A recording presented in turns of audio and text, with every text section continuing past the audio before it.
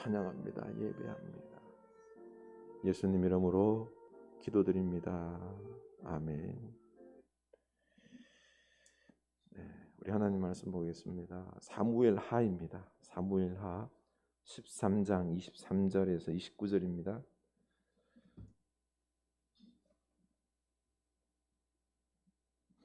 사무엘하 13장 23절에서 29절입니다.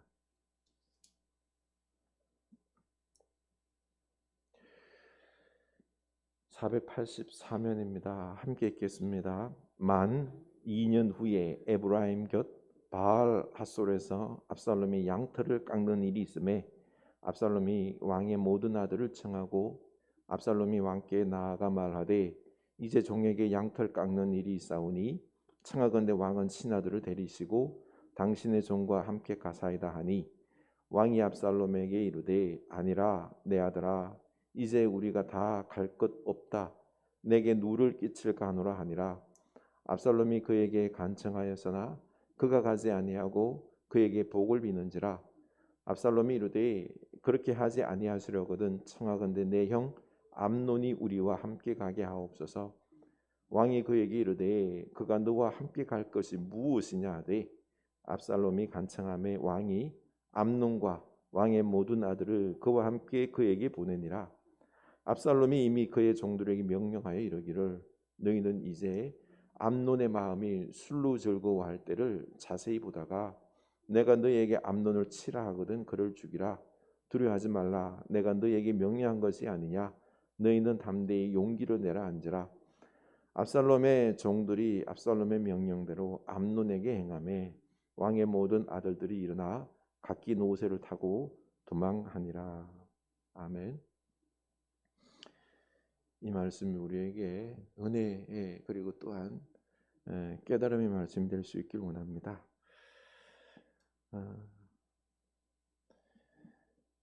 날씨가 아주 갑작스레 그쳐 많이 선선해졌습니다. 감기 안 걸리도록 조심하시고 요즘 또 독감이 유행이다 그러는데 그렇죠? 그리고 우리 서로 많이 감사할 수 있길 원합니다. 우리 서로 인사합시다. 감사합시다. 상황은 안 좋더라도 믿음으로 감사합시다. 믿음으로 감사합시다. 아멘. 네. 준상아, 우리 믿음으로 감사하자. 그렇지? 준상이는 내 미래가 하나님의 은혜로 가득 찰 것으로 믿지? 그래. 믿음으로 감사하면은 내 미래가 기대가 될 것으로 믿습니다. 그리고 이번 14일 날 우리 김현정 권사님 이제 수술 받게 됩니다. 일정이 그렇게 잡혀 변화된 거 없죠, 그렇죠? 네. 우리 권사님 여러 마음이 있을 겁니다만 그래도 다행히 이 암세포가 아주 작은데 초기 그게 잡혀서 발견한 게 그게 참 기적입니다. 잘 수술될 줄로 압니다, 그렇죠?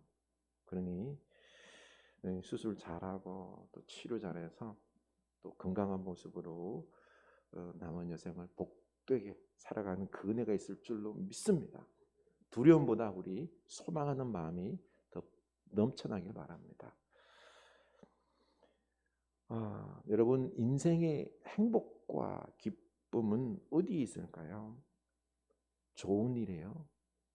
그리고 성공과 어떤 그런 것들이에요? 아닙니다. 사랑할 때 행복하고 또 그 얼굴과 마음이 아름다워집니다. 우리들의 삶 속에는 늘 어려운 일들이에요. 늘 부딪히죠, 그렇죠? 참 기가 막히는 일들이 생각지도 못한 어려움들이 찾아옵니다. 그럴 때 우리가 이런 어려움을 속에서도 기뻐할 수 있는 건, 행복할 수 있는 것은 사랑으로 서로 한 마음이 되어서 이걸 이겨나갈 때 그때 행복할 수 있고 기뻐할 수 있고 감사할 수 있는 것입니다. 그 사랑은 꼭 연인만의 사랑이 아니라 부모 자식 간의 사랑일 수도 있고요. 그렇죠? 가족 간의, 또 이웃들 간의, 특별히 하나님과의 사랑입니다. 이 사랑이 넘칠 때 우리는 이 기쁨이라는 어떤 희망이라는 이런 것들이 내 속에 찾아오게 되는 거죠.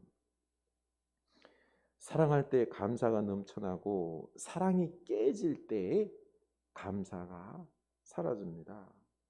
오늘 다윗의 모습을 보면은 참 그런 모습이, 이 다윗의 가문에는 이 사랑, 잘못된 사랑 때문에 다윗에게 어떤 감사가 사라지는, 기쁨이 사라지는 이런 부분들을 많이 보게 됩니다. 특별히 요즘 포스트 코로나 급변하는 시대 아닙니까? 뭐 경제적으로 너무 어렵고요. 사회가 너무 급변하다 보니 물가가 이렇게나 올라 버리니 뭐 하나 제대로 산다는 게 참 쉽지가 않습니다. 뭐 걱정이 앞서죠. 그렇죠? 금리도 오르고 물가도 오르고 경제가 너무 올라서 살기가 힘이 듭니다. 이런 살기가 힘든 시대에 감사한다는 것은 참으로 더 어려워 보입니다. 여러분, 이 어려운 시대에 감사합니까? 감사보다는 염려가 더 많은 게 사실 아닙니까? 그래서 이 사랑하면서 감사하는 법을 배워 어떤 상황 속에서도 감사할 수 있는 지혜와 능력이 필요합니다. 그래서 감사는 능력이라고 우리 생각했으면 좋겠습니다. 감사는 그냥 나오는 게 아니에요. 배워야 되는 것입니다. 우리는 하나님의 형상을 입은 사람이잖아요. 이 말은요, 곧 능력과 지혜의 사람이다라는 거죠. 그리고 우리는 또 하나님의 자녀이잖아요.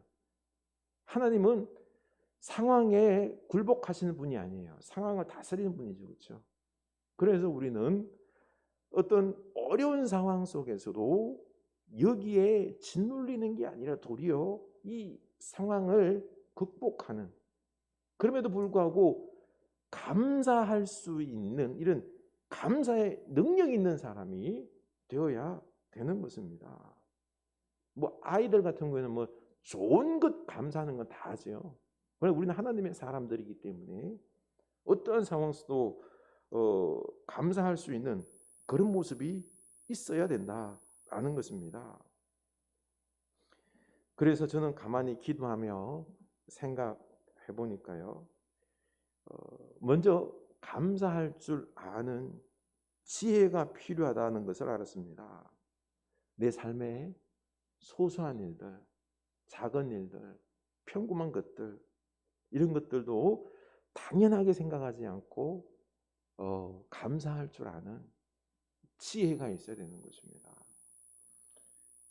사실 우리는 이 당연하다라고 생각하는 것들 읽고 나서 그게 당연한 것이 아니라 축복임을 알고 감사하게 되는 거죠. 우리 김현정 의사님 급작스레, 그렇죠? 작년부터 아버님이 이렇게 넘어지면서 이런 어려운 부분 속에서 건강이 당연한 게 아니라 두 발로 걸어 다니고 건강하게 어디를 다닐 수 있다는 것 자체가 너무너무 감사한 것 아닙니까? 그렇죠? 이게 당연한 게 아니다라고 우리는 생각하는 게 이게 지혜로운 것입니다. 그래서 내 삶 속에 있는 이런 소소한 것들, 작은 것들, 이런 것들도 이게 축복이다 라고 생각하면서 감사하면은요, 이게 참 복된 겁니다. 이게 지혜로운 것이죠. 많은 사람들은 작다고, 그렇죠? 아이고 이게 뭐 이거 얼마 되지도 않는데 남들과 비교하면서 이렇게 해가지고 내가 뭐 어떻게 해? 쟤는 뭐 저렇게나 크게 많이, 그러면서 감사하지 않냐고 불평하고 원망하고, 인생이 그렇게 되면 늘 불평으로 가득 차는 인생 아니겠습니까? 그래서 당연하게 여기지 않고 감사할 줄 아는 것, 이게요 지혜인 것입니다. 먼저 우리 지혜가 있기를 원합니다. 사랑하는 우리 부모님, 가족들 떠나보내고 났을 때 그때 얼마나 그립습니까? 그렇죠? 옆에 있는 것, 함께 있는 것, 우리 사랑하는 가족들, 교우들, 이웃들, 이게 당연하게 생각하지 말고 감사하는 우리가 될 수 있기를 원합니다. 가족들에게 감사할 수 있기를 원합니다. 그리고 두 번째는요, 이 믿음의 능력으로 우리가 감사할 수 있는 것입니다. 감사는 그냥 자연적으로 나오는 게 아니고 능력 있는 믿음으로 감사하고, 그래서 감사 자체도 능력인 것입니다. 능력 없는 사람은 감사할 줄 몰라요. 지혜 없는 사람은 감사할 줄 모릅니다.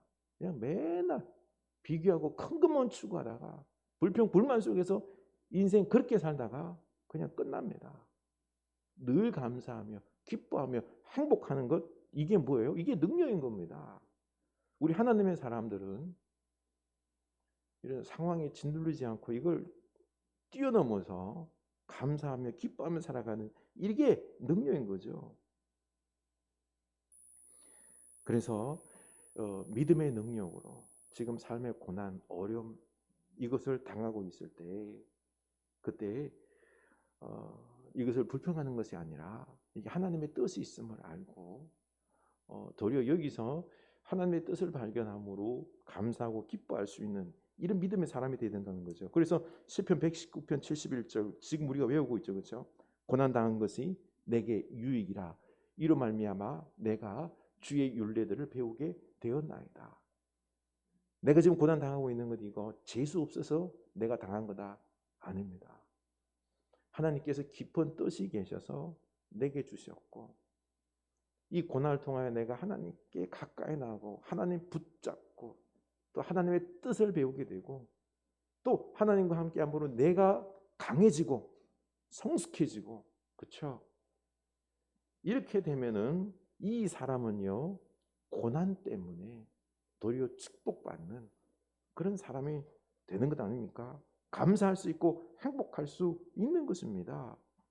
이렇게 믿음의 능력으로 우리는 감사가 넘쳐날 수 있는 것입니다. 그런데 우리가 이렇게 지혜와 믿음의 능력으로 사랑으로 감사하며 살아갈 수 있는데요, 우리의 믿음의 지혜와 능력을 마비시키는 게 바로 죄악이다라는 것입니다. 다윗이 광야에 쫓겨다닐 때 그때는요 하나님께 감사하고 믿음의 능력으로 감사하며 살았는데, 그런데 하나님의 축복의 약속을 많이 받았는데, 그러나 하나님의 축복을, 은혜를 당연시 여기고, 그리고 또한 이 모든 것들이, 축복들이, 재산들이, 이 왕위가 내 것이다라고 생각하면서 욕심을 부리기 시작하자 어떻게 되었습니까? 그는 죄악에 넘어졌죠. 욕심과 욕망에 이끌려서 이 밧세바를 보고는 음욕을 품었습니다. 이거는 잘못된 사랑인 거죠. 참 그 많은 아내가 있잖아요. 그렇죠? 아내가 얼마나 많아요. 나는 하나인데 남이 많잖아요. 제일 이쁜 여자들. 근데 감사하지 못하고 또 더 많은 욕심을 부리다 보니까 이 밧세바에게 마음이 빼앗긴 것입니다.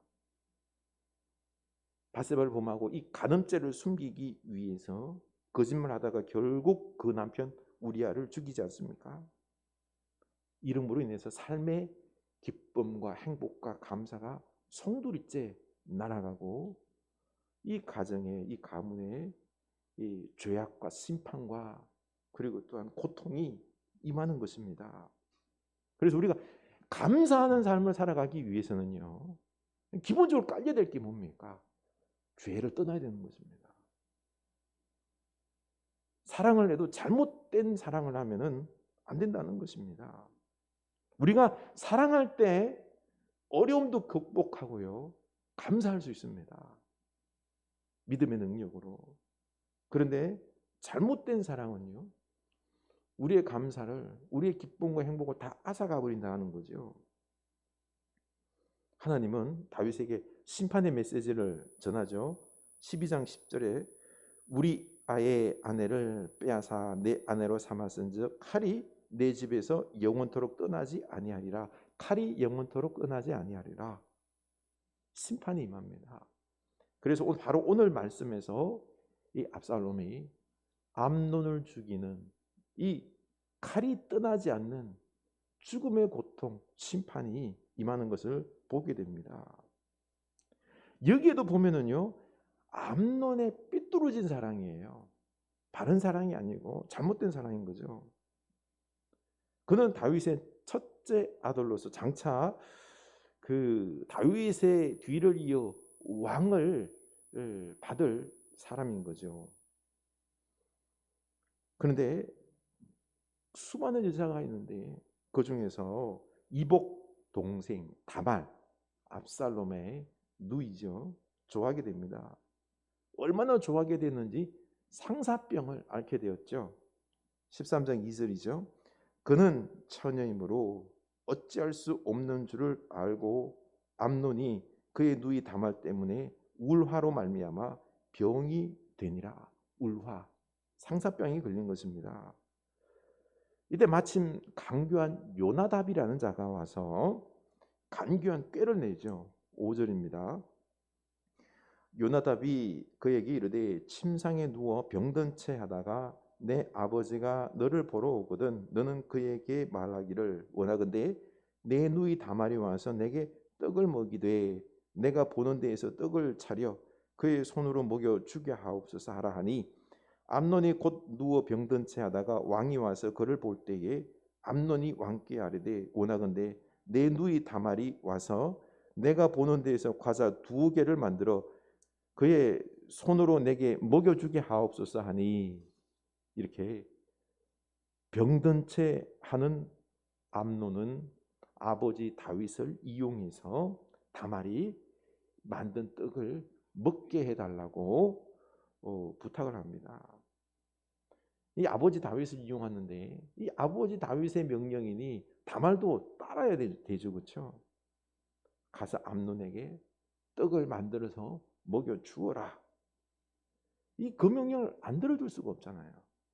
결국 그 명령대로 다말은 암논의 집에 가서 떡을 만들어서 줍니다. 암논은 사람들을 다 물리고 겁탈을 하죠. 사랑하기 때문에 자기는 그랬다라고 하는데 이게 진짜로 사랑일까요?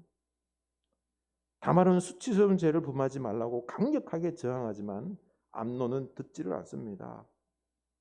욕망이죠.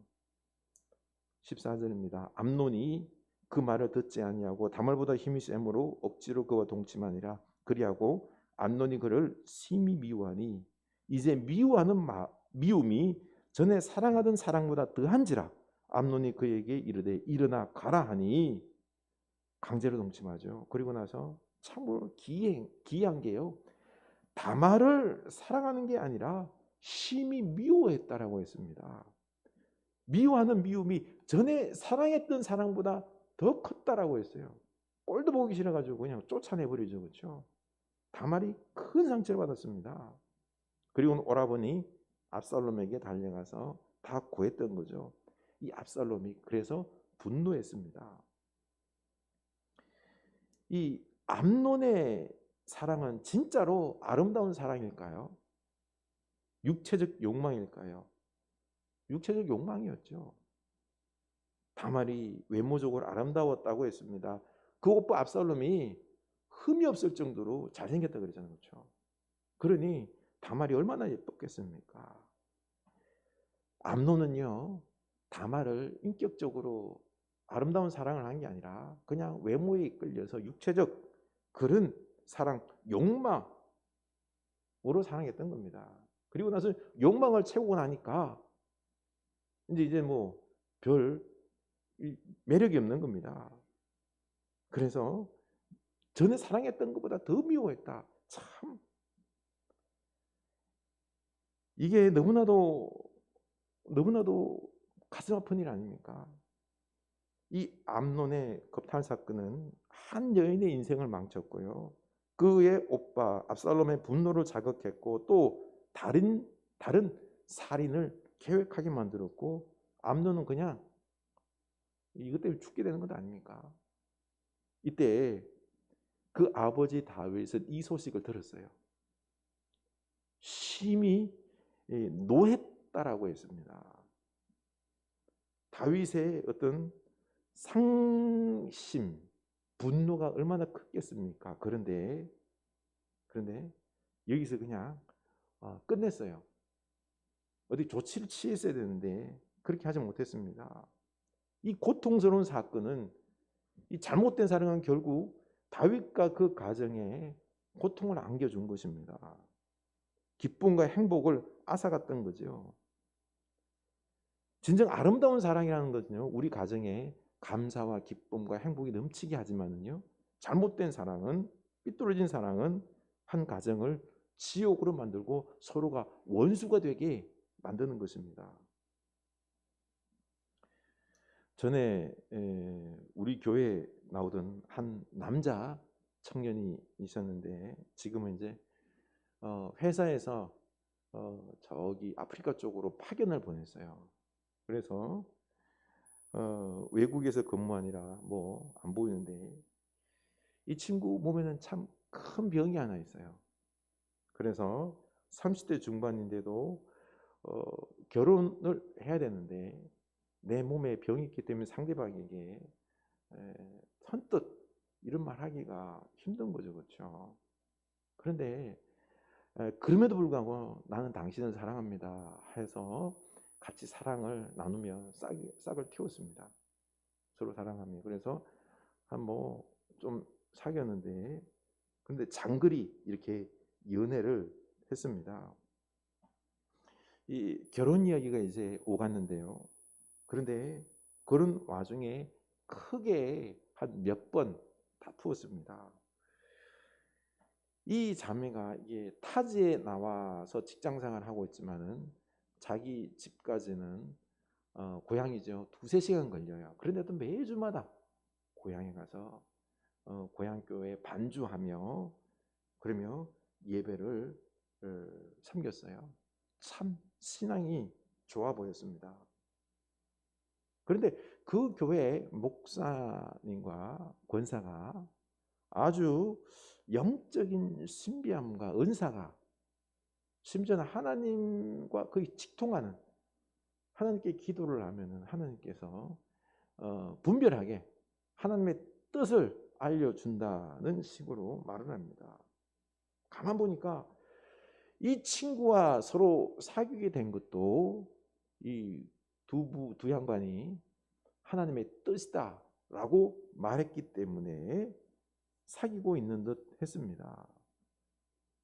그리고 이 자매가 고향까지 가서 섬기는 것도 그 목사와 권사가 이게 하나님의 뜻이다라고 말했기 때문에 그런 것 같아요. 결국에는 가만 보니까 이 자매는 목사와 권사에게 그루밍 당하고 있는 것입니다. 남자를 이 형제를 사랑하는 것이 아니라 그들에게 조종당해서 결혼하라고 하니까 결혼하려고 하는 것입니다. 그러다 보니까 둘이 사귀면서 뭔가 결정하고 이렇게 하다 보니 자꾸 서로 간의 가치관이 안 맞아서 다투는 거예요. 다투는 일들도 뭐 세지기도 하고 빈도도 잦아지고 이게 보니까 어떤 인격적으로 사랑하고 하는 이런 부분들이 너무나도 미약해요. 결혼해도 계속 그 교회를 가야 된다라고 이 자매는 강력하게 주장하는 거죠. 남자는 형제는 끔찍스러운 거죠. 가기 싫은 마음이 많았습니다. 제가 보니 이거는 신앙이 아니에요. 그 목사와 권사에게 세뇌되어서 그루밍 당하고 있는 것입니다. 인격과 가정을 이런 것들은요 파괴하는 거죠. 사랑할 줄도 모르고 그냥 결혼하라 하니까 결혼하는 거예요. 이 형제는 이 이야기를 하기 전에 저에게도 좀 서로 안 맞는 부분이 좀 있다라는 식으로 저에게 막 말을 해요. 자주 싸운다고. 그래서 제가 그랬죠. 형제, 내가 보기에는 이 자매가 지금 그 목사와 권사에게 그루밍 당하고 있다. 조종당하고 있는 듯한데 한번 잘 생각해 보라고. 그랬더니 조심스레 저도 말한 거죠. 결론은 그 친구가 냈습니다. 우리 헤어지기로 했다고. 결국 헤어졌습니다. 그래서 제가 이제 그리고 나서는 진짜 이 여자가 그루밍을 당하고 있는지 한 번 더 확인해 보고 싶었습니다. 그래서 형제에게 물었죠. 그 자매가 혹시 자네한테 보고 싶다라고 연락 왔어? 우리 다시 한번 해보면 어때? 이런 연락이 왔냐 그랬더니 일절 연락이 안 왔대요. 사실이요. 그렇게 사랑 많이 하고 하면은요 이렇게 확 끊질 못해요. 다시 또 연락해보고 이게 마음이 왔다 갔다 하다가 그러다 끊어지는 게 그게 그 사랑의 어떤 관계거든요. 근데 연락이 안 왔대. 왜 안 왔을까요? 두 양반이 또 그루밍 했겠죠. 하나님의 뜻이 아니니까 헤어져 라고 말하니까 그냥 헤어지는 거예요. 사랑할 줄은 모르는 거죠. 잘못된 사랑인 거죠. 이거는요 로봇처럼 이 자매는 살아가고 있는 것입니다. 사랑이 아닌 거죠. 여러분, 사랑해야 행복하고 감사할 수 있습니다. 우리 사랑을 배우고 사랑하면은 함께 그 어떤 어려움들도 극복해 나갈 수 있어요. 그런데 우리는 이런 사랑을 별로 중요하게 여기지 않아요. 사랑보다는 또 사랑도 보면은요 어떤 욕망과 그리고 욕심과 성공을 가장한 그런 사랑들이 많아요. 그러다 보니까 늘 뒤탈이 나는 거고요. 싸우게 되는 거고요. 그래서 지금 이 다윗 가정에는 이 사랑이 잘못된 어떤 극단적인 사랑의 모습들이 지금 연출되어서 너무너무 다윗이 고통 가운데 있는 거죠. 이런 가운데 속에서 다윗이 이제는 중심을 잡고요. 사랑을 하되 진짜 이 정의와 연합된 정의와 사랑이 조화된 온전한 사랑을 해야 되는 것입니다. 다시 말해서요. 사랑을 할 때 오냐오냐 다 받아주면 안 돼요. 여기서 암논이 그 다말을 범했을 때 어떻게 해야 될까요? 정확하게 징계를 내렸어야 되는 것입니다. 그래서 암논에게는 징계가 내려지고요. 그리고 다말과 압살롬은 그 징계를 보면서 이해를 해야 돼요. 그리고 화해를 해야 되는 거죠. 화해. 서로 용서하고 용서받는 이런 게 있어야 되는 것입니다. 이렇게 관계를 회복해야 되는데 그걸 안 한 거죠. 그냥 화 한번 부락 내고는요 덮어두는 것입니다. 그래서 이번에는 압살롬이 그래 내가 복수하지 뭐 2년 동안 복수를 준비하는 겁니다. 그래서 오늘 말씀이 그거 아니에요. 복수하는 내용이에요. 압살롬도 암논이 다윗을 이용했던 것처럼 또 다윗 왕을 이용하는 거죠. 양털 깎는 잔치 때 이 이스라엘은요 양털 깎는 게 잔치예요. 우리나라 추수감사절 이상으로 큰 잔치인데 이때 아버지를 초청하죠. 그러나 다윗 왕이 가기에는 너무나도 작은 거예요. 갈 그게 안 되는 거죠. 그래서 거절하고 대신 왕자들 중에 암논을 보내달라고 압살롬이 요청을 할 때 알거든요. 이게 암논에 대한 압살롬이 너무나도 적개심이 있는 걸 알고는 보내긴 보내는데 왕자들과 함께 다 같이 보냅니다.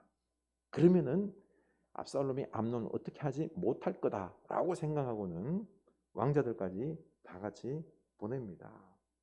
그러나 압살롬은 이미 그의 마음은 아주 극도로 살인에 불탔기 때문에 자기 종들을 다 준비시켜서 끔찍하게 죽여버리죠.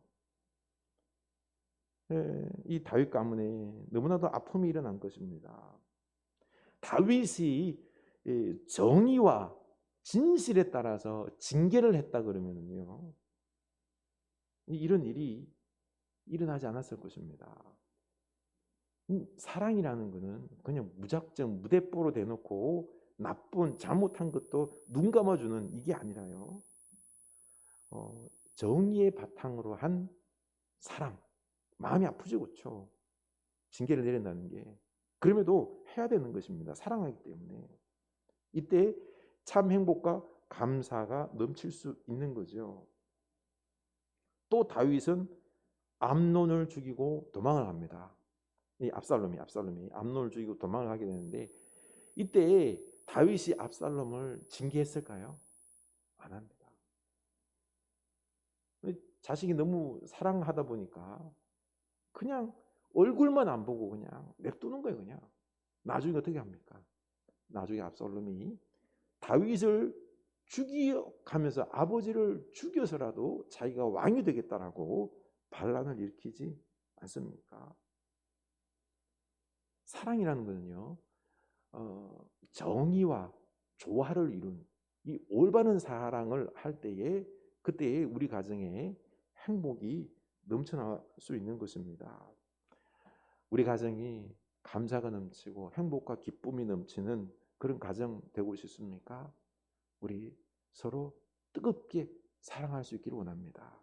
그런데 사랑, 정의와 함께 조화된, 이 잘못된 것에 대해서 그냥 눈 감아버리는 것이 아니라 정의와 함께 조화된 사랑, 균형 잡힌 사랑, 그리고 또한 내 욕심과 욕망과 성공을 위해서 포장된 사랑, 이런 사랑을 막 어떤 자식들을 갖다가 자꾸 억압하는 경우도 많죠, 그렇죠?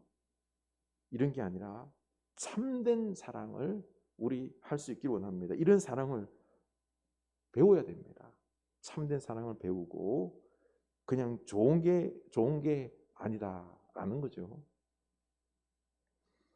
사랑이 없는 관계와 성공은 서로에게 폭력만 남길 뿐입니다. 제 아내의 교회 후배가 하나 있는데요. 이 친구는 제가 알아요. 근데 결혼을 해서 참 잘 살았어요. 좋은 집에, 이게 소위 말해서 세상적으로 부잣집에 갔어요. 그런데 지금은 교육 때문에 애들 데리고 캐나다로 이민을 가 있습니다. 그리고 캐나다에는 제 동서가 거기서 또 부목사로 목회하고 있어서 그 교회 등록해서 지금 또 옆에서 같이 마음을 나누면서 신앙생활을 하고 있는데요. 이 자매가 아주 잘 사는 집에 결혼을 했어요. 그리고 삼형제를 낳았는데 뭐 잘 살다 보니 부족한 게 없죠. 그냥 펑펑 쓰면서, 그래서 뭐 그 아주 여유롭게 살아가면서, 그런데 이 친구가 교육에 대해서 그렇게나 관심이 있는 거예요. 그래서 다중지능 이론에 따른 어떤 교육이 있다 그래가지고 이사를, 그 학원이에요, 학교는 아니고 그쪽으로 이사해가지고 거기서 아이들 뭐 다중지능으로 교육시키고, 하여간 센세이션을 한 그 뭔가가 있다라고 하는 교육은 다 쫓아다니면서 애들 갖다가 교육시켰는데, 그러다 보니까 뭐예요? 너무 강압적으로 아이들을 교육시킨 그런 부분들이 있었던 것입니다. 그러다 보니 돈은 많죠. 그 아이들한테 뭐 그냥 다 대주죠. 그냥 이게 규칙이 없는 거예요. 질서가 없는 거예요. 정의가 없는 거예요. 그리고는 때로는 자기가 이제 폭군이 되어가지고, 야, 이건 이렇게 해야 돼. 그게 강제적으로 애들을 갖다가 교육시키고 눌렀던 거죠. 그랬더니 아이들이 되게 뭐라 그럴까요? 폭력적인 성향도 있고 질서가 없어요.